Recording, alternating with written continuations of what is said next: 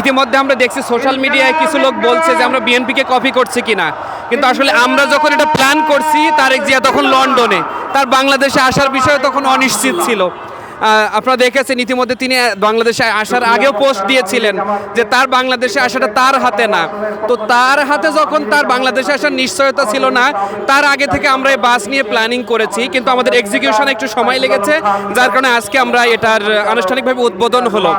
আর দ্বিতীয় যে বিষয়টি আপনি বললেন যে আসলে এটার নিরাপত্তার বিষয়টুকু, আমরা তো দেখেছেন, আপনারা দেশবাসী দেখেছে আমাদের আমিরে জামাত বাংলাদেশের মানুষের সাথে থেকে তিনি প্রচারণা করছেন।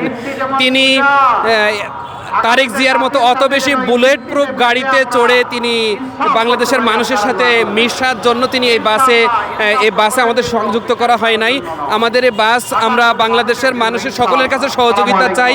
সকলে আমরা আশা করি ভালোবাসার সাথে আমাদেরকে তারা নিরাপত্তা দেবেন এবং সহযোগিতা করবেন। আমাদের অন্যদের মতো এত বাড়তি নিরাপত্তা আমাদের বাসে রাখা হয় নাই, তবে আমরা আশা করছি মানুষ আমাদেরকে ভালোবেসে সহযোগিতা করবে এবং কেউ আমাদেরকে ক্ষতি করবে না ইনশাল্লাহ। জি, ধন্যবাদ।